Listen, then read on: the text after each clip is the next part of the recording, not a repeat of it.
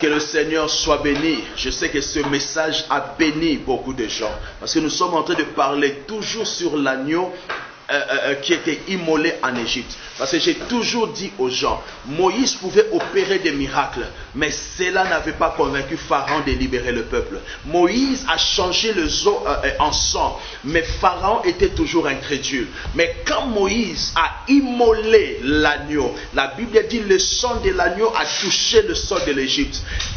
À la même nuit, Pharaon s'éleva et chassa les enfants d'Israël. Donc en réalité, ce n'était pas Moïse qui était le libérateur, mais c'est l'agneau que Moïse avait immolé qui a libéré les enfants d'Israël. J'aimerais dire à quelqu'un ce soir, quel que soit ton problème, mais la mort de l'agneau a amené la délivrance, la libération dans ta vie. Il a fallu que son sang coule pour que tu reprennes vie, pour que tu sois libéré. Je déclare, reçois la libération, reçois la délivrance grâce à la mort du véritable agneau. Et là où ça me fait du bien, la Bible dit, Dieu a envoyé un ange, l'ange de la mort en Égypte. Et cet ange avait pour mission de tuer les aînés.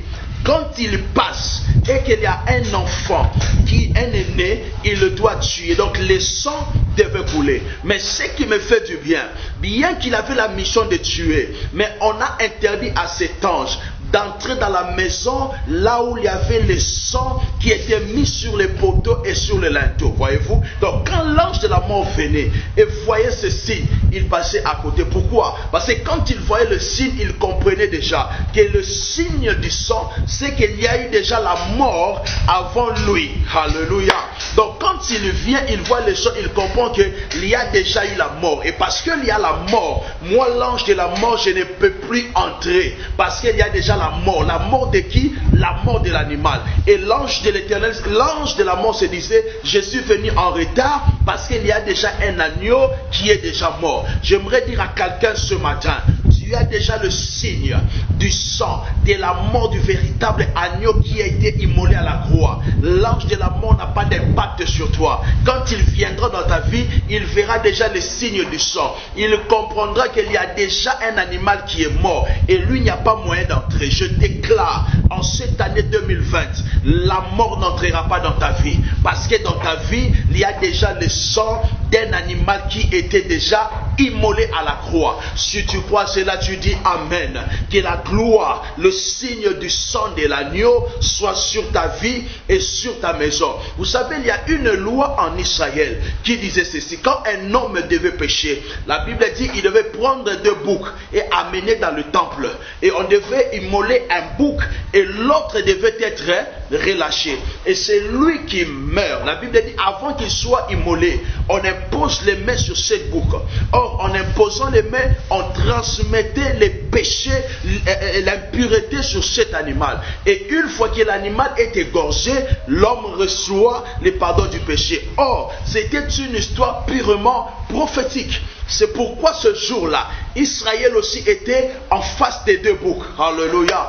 Était en face des 2 boucs. Donc selon la loi, on doit relâcher un et on doit tuer un autre. C'est pourquoi vous allez remarquer, même sur les monts Moridja, Abraham aussi était en face des 2 boucs. Or selon la loi, on doit tuer un et relâcher un autre. Il y avait Isaac qui était ligoté et il y avait aussi l'animal qui était ligoté à l'arbre. Mais selon la loi, on doit relâcher un et tuer un autre. Et quand Abraham a regardé, il a compris que Isaac n'était pas digne de mourir pour lui. C'est pourquoi il a délié Isaac pour tuer les boucs. C'est ce qui s'est passé ce jour-là. Ils ont regardé Jésus et Barabbas. On doit tuer un et relâcher un. Et quand ils ont regardé Barabbas, ils ont compris que c'était un animal, mais qui avait trop de péchés d'impureté. Israël a compris que cet animal n'est pas digne de mourir pour nous.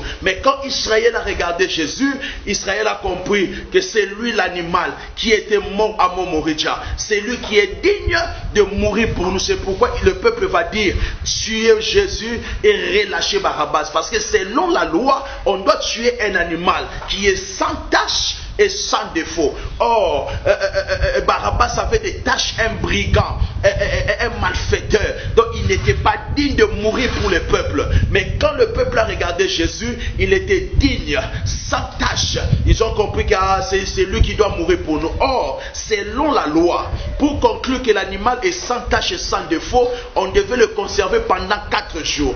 Le premier jour, parce que Jésus aussi était conservé pendant 4 jours. Le premier jour, il était devant Anne. Anne va lui poser la question, es-tu le roi des Juifs? Il lui dira, tu l'as dit. Anne n'a pas trouvé le péché. Le deuxième jour, il était chez le souverain sacrificateur Caïphe. Es-tu le roi des Juifs? Tu l'as dit.